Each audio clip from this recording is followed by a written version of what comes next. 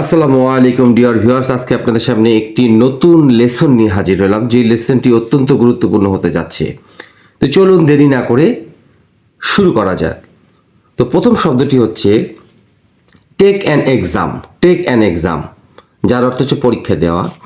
Seat for an exam, পরীক্ষা দেওয়া। Appear at the exam, পরীক্ষা দেওয়া। সিট অ্যান এক্সাম অথবা ডু অ্যান এক্সাম, যার অর্থ হচ্ছে পরীক্ষা দেয়া। এটি কিন্তু নয়। পরেরটি হচ্ছে পাস অথবা ফেল অ্যান এক্সাম, পরীক্ষায় পাস করা বা ফেল করা। গিভ অ্যান এক্সাম অর্থ হচ্ছে পরীক্ষা নেওয়া। এক্সাম রেজাল্টস হচ্ছে পরীক্ষার ফলাফল। Suffer from an exam nerves অর্থ হচ্ছে পরীক্ষার কারণে দুশ্চিন্তা করা আর কি, এরকম অর্থ একটি ব্যবহৃত হয়। তো এর বাংলাটা লেখা নেই। মার্ক অ্যান এক্সাম, এটা হচ্ছে ব্রিটিশ ওয়ার্ড, পরীক্ষার মার্ক দেওয়া। আর গ্রেড অ্যান এক্সাম, এটাও হচ্ছে পরীক্ষার মার্ক দেওয়া, এটা হচ্ছে আমেরিকান শব্দ। Do well in one's exams, do well on one's exams, পরীক্ষায় ভালো করা। তো চলুন দেরি না করে আমরা এই শব্দগুলো ব্যবহার করে কিভাবে সুন্দরভাবে বাক্য রচনা করা যেতে পারে তা জেনে নিই। তো প্রথমটি হচ্ছে পরীক্ষা দেয়া। পরীক্ষা দেওয়ার শব্দটা আমরা পেয়েছি take an exam, sit for an exam, appear at the exam, sit an exam বা ডু অ্যান এক্সাম, এক্সামিনেশন। তো প্রথম এক্সাম্পলটি হচ্ছে আমি পরীক্ষা দিচ্ছি। I am taking an exam, পরীক্ষা দিচ্ছি। I am sitting an exam, পরীক্ষা দিচ্ছি। আমরা এই যে sitting an exam. Appear at the examination, I am sitting for an exam, পরীক্ষা দিচ্ছি। I am appearing at the examination বা এক্সাম। এগুলো সবগুলোর অর্থ হচ্ছে পরীক্ষা দেয়া। আমি যদি বলি I am doing an examination, তাও হবে। আচ্ছা, আমি অঙ্ক পরীক্ষা দিচ্ছি।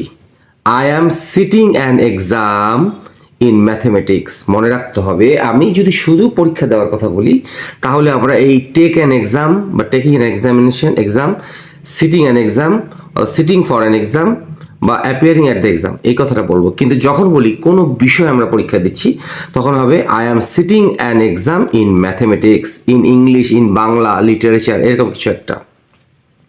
অথবা I am taking an exam in mathematics. আশা করি বুঝাতে পেরেছি।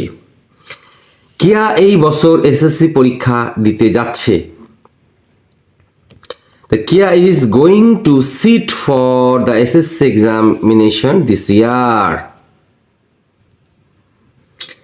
আমি আবারও বলছি যে পরীক্ষা দেওয়ার ইংরেজি হচ্ছে sit an exam, sit for an exam, appear at the exam, sit an exam অথবা ডু অ্যান এক্সামিনেশন। এরকম হচ্ছে শুধু একটা পরীক্ষা দেওয়া।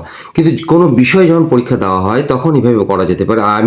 যেমন আমি অঙ্ক পরীক্ষা দিচ্ছি। I am sitting an exam in mathematics, I am taking an exam in mathematics, এটা বলেছি। এখন হচ্ছে পরীক্ষা দেওয়া, নির্দিষ্ট কিছু পরীক্ষা দেওয়া, যেমন সিট ফর, অ্যাপিয়ার অ্যাট, এর পরও যে বিষয়ে পরীক্ষা দিচ্ছি সেই বিষয়ে বসানো যেতে পারে। যেমন কিয়া এই বছর এসএসসি পরীক্ষা দিতে যাচ্ছে। Kia is going to sit for the SSC examination. মনে রাখতে হবে, এই প্যাটার্নটা আমাদের দেখতে হবে। সিট ফর হচ্ছে পরীক্ষা দেওয়া, যে পরীক্ষা দিচ্ছে সেই পরীক্ষার কথা এখানে লিখতে হবে দিস ইয়ার। অথবা হয় এটা লিখবো বা এটা লিখবো, কিয়া is going to appear at the examination, এটা হচ্ছে নির্দিষ্ট কিছু পরীক্ষা দেওয়া দিস ইয়ার, এই বছর পরীক্ষা দিতে যাচ্ছে বা পরীক্ষা দিবে। আমি এখানে সংক্ষিপ্তভাবে লিখেছি সিট ফর অথবা অ্যাপিয়ার অ্যাট হচ্ছে পরীক্ষা দেওয়া। পরীক্ষা দেওয়া শুধু এটা না, এটা হচ্ছে নির্দিষ্ট কিছু পরীক্ষা দেওয়ার ক্ষেত্রে সাধারণত ব্যবহৃত হয়। আর কোনো বিষয়ে স্পেসিফিকভাবে পরীক্ষা যদি দেওয়া হয় তাহলে সিট অ্যান্ড এক্সাম ইন সেই সাবজেক্ট, আর take and exam in subject. আর শুধু পরীক্ষা দেওয়ার ইংরেজি আমি তো প্রথমেই বলেছি take an exam, sit for an exam, appear at the exam, sit an exam অথবা ডু অ্যান এক্সামিনেশন। আচ্ছা, এখন 4 নম্বর এক্সাম্পলটা আমরা দেখি। শিক্ষক পরীক্ষা নিচ্ছেন। আচ্ছা, শিক্ষক পরীক্ষা নিচ্ছেন, তাহলে শিক্ষক পরীক্ষা নিচ্ছেন।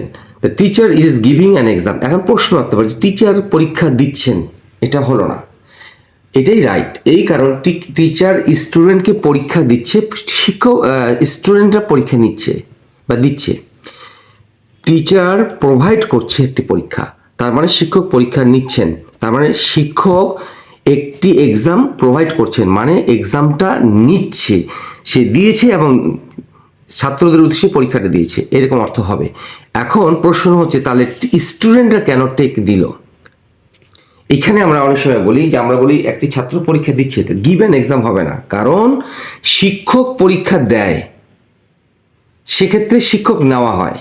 কিন্তু স্টুডেন্ট যখন পরীক্ষা দেয় তখন তারা পরীক্ষা দেয় না, পরীক্ষা দেওয়া থাকে, সেটা সে গ্রহণ করে, সেই জন্য টেক অ্যান এক্সাম। এটা মনে রাখতে হবে, খুব ডিফিকাল্ট জিনিস, হ্যাঁ, মানে আমাদের বুঝতে অসুবিধা হয়, এই জায়গাটাকে ক্লিয়ার করে দিলাম। সেই জন্য সে শিক্ষক পরীক্ষা নিচ্ছেন, তার মানে শিক্ষক পরীক্ষা দিচ্ছেন, ছাত্ররা পরীক্ষা নিবে। The teacher is giving an exam, এটাই ঠিক। অদ্রিতা একটি পরীক্ষায় পাস বা ফেল করেছে। আচ্ছা, পাস অ্যান এক্সাম অথবা ফেল অ্যান এক্সাম। অদ্রিতা একটি পরীক্ষায় পাস বা ফেল করেছে। Adrita has passed an exam অথবা দ্য এক্সাম। তাহলে Adrita has failed an exam অথবা দ্য এক্সাম। সে পরীক্ষায় একটি পরীক্ষায় বা পরীক্ষায় ফেল করেছে অথবা সে পরীক্ষায় পাস করেছে। পাসড অ্যান এক্সাম, একটি পরীক্ষায় পাস করেছে অথবা পাস করেছে, এইভাবে করা যেতে পারে। আচ্ছা, এখন আসি এক্সাম রেজাল্টস, পরীক্ষার ফলাফল। নূর তার পরীক্ষার ফলাফল কেবলমাত্র পেয়েছে।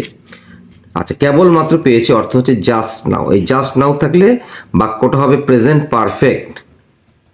প্রেজেন্ট সাধারণত হয়ে যায় প্রেজেন্ট পারফেক্ট, অ্যান্ড প্রেজেন্ট পারফেক্টের গঠনটা কি? সাবজেক্ট প্লাস হ্যাজ অথবা হ্যাভ প্লাস ভার্ব 3, এটা হচ্ছে আমাদের স্ট্রাকচার, এটা মনে রাখতে হবে। তাহলে নূর হ্যাজ গট, গেটের পাস্ট পার্টিসিপল গট হয়, গঠন হতে পারে, এটা ভার্ব 3, এটা হচ্ছে verb 3। His exam result just now. আশা করি বুঝাতে পেরেছি। এখন আসি মার্ক অ্যান এক্সাম আর গ্রেড অ্যান এক্সাম, যার অর্থ হচ্ছে পরীক্ষায় মার্ক দেওয়া, মানে শিক্ষকরা মার্ক দেয়, পরীক্ষায় মার্ক দেওয়া। একটি হচ্ছে ব্রিটিশ, একটি হচ্ছে আমেরিকার। তো যাই হোক, আমাদের এটা নিয়ে টেনশন করার কিছু দরকার নেই, দুটো বললেই হবে, যে কোনো একটি বললেই হবে। তো সে পরীক্ষায় নাম্বার দিচ্ছে, তার মানে কোনো এক শিক্ষক হতে পারে। He is marking an exam, এটা হচ্ছে ব্রিটিশ শব্দ। আর অল্টারনেটিভ ইংলিশ হচ্ছে he is grading an exam, যেহেতু কন্টিনিউয়াস টেন্স সেই জন্য গ্রেডের জায়গায় আইএনজি করা হলো, গ্রেডটা নিজেই ভার্ব, মার্কটা নিজে ভার্ব। আশা করি বুঝতে পেরেছি। এখন হচ্ছে do well in one's exams. এর অর্থ হচ্ছে পরীক্ষায় ভালো করা। আমি আবারও রিপিট করছি, do well in one's exams আর do well on one's exams, যার অর্থ হচ্ছে পরীক্ষায় ভালো করা। এখন দেখি, সে তার সকল পরীক্ষায় ভালো করেছে, যে present perfect tense, he has done well in all her exams, এটা একটা করা যেতে পারে। অথবা হি হ্যাজ, এইভাবে করা যেতে পারে, অথবা এইভাবে করা যেতে পারে, he has done on all her exams. হয় আমরা এইভাবে করব, ইন দিয়ে করব, না হলে আমরা অন ব্যবহার করতে পারি, দুটোই হবে।